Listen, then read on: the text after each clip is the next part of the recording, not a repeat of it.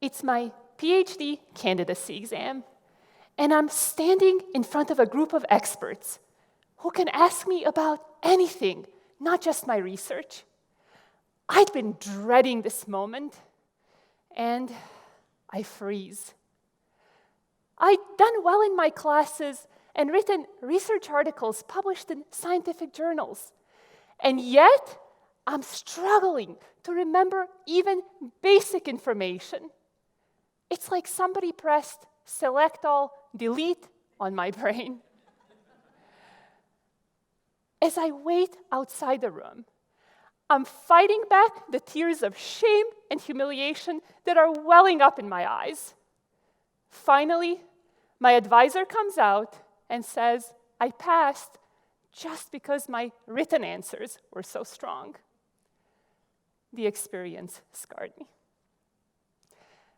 When we experience a setback, emotions such as fear, self-doubt, shame, and helplessness can become wired into our brain. Without even realizing it, we can create or reinforce negative beliefs about who we are and what we're capable of. Dr. Rick Hansen points out that day after day, our mind is building our brain. Our thoughts and emotions wiring our neurons together. Amazing. We've all faced disappointment and failure at some point. Whether you've been told you're not good enough to make the basketball team or land that promotion, or you've had your heart broken, or tried to lose weight without success, or had a business idea that didn't work out. How has it affected your view of yourself? In my case, I formed a belief that I'm bad on my feet and am this close to humiliation every time I speak in public. When I had to speak or present, I'd memorize everything and obsess about every question that could be asked. I was desperately trying to protect myself from experiencing that humiliation all over again. Even years later, long after I left academia, this fear still gripped me every time I had to speak. Finally, I decided I needed something drastic. Drastic? I signed up for an improv comedy class. Yes, an engineering PhD taking improv. I still remember driving there, white-knuckling the steering wheel, thinking, Mihaela, what have you done to yourself? You'll be like a fish out of water. You're such an idiot for signing up. But I did it anyway, and it changed my life. Our personal breakthroughs usually happen in several steps. My first breakthrough was on a TEDx stage, just like this one, when I performed with an improv comedy troupe. It was a breakthrough moment of complete flow. I went from this to, what do you think I'm doing in this picture? If you guessed riding a sad bicycle, you'd be right. Why was it sad? Who knows? I thought, if I can do this, what else is possible?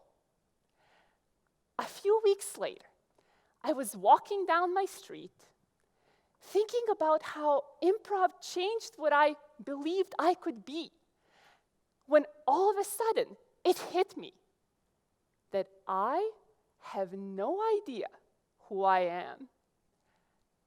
Not what my passions are, but that the whole universe appeared from an infinitely small point in the Big Bang.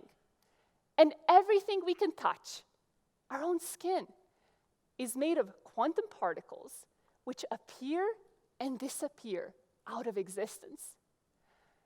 So we come from nothing, and we're made of nothing. If so much is unknown, then why are we so afraid of stepping into the unknown? Instead of asking, Who am I to follow my dream, to ask more of life? The question is, who am I not to? I don't know. None of us do. The key to getting past fear and limiting beliefs is to let go of who we think we are and step into discovery mode. Those old subconscious beliefs are like scripts.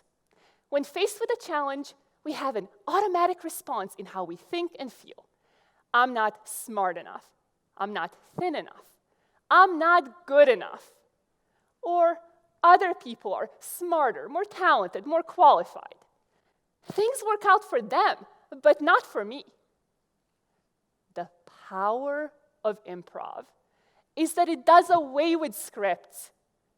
It's not creation, it's discovery. We're discovering new possibilities in the moment. What if we approach things like improv by allowing ourselves to discover what we're capable of? What if instead of fear of failure and rejection that keeps us stuck, we focused on personal growth, creativity, and connection? When faced with an opportunity that scares and intimidates us, the questions to ask ourselves are, will I grow from this? Will I use my talents to create something new in my life or in the world? And will I connect with amazing new people along the way? So what excites and scares you? Are you sitting on an idea at work, afraid of getting egg on your face if it doesn't work out? Is there a career move you'd love to make but have held yourself back? Have you talked about starting a business for months or even years and are still sitting on the sidelines? Ask yourself these questions. It'll free you up to tackle new challenges with more joy and flow instead of fear. Even if you failed before, even if you felt humiliated and scarred like I did, my days of dreading public speaking are gone.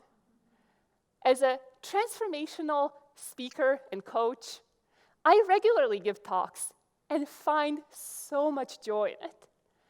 I've grown, created, and connected in ways that seemed impossible in the past, as have my clients. Let go of who you think you are. Embrace discovery. And take on new challenges by focusing on growth, creativity, and connection instead of just on outcome. You will impact people's lives and your own in ways you never imagined.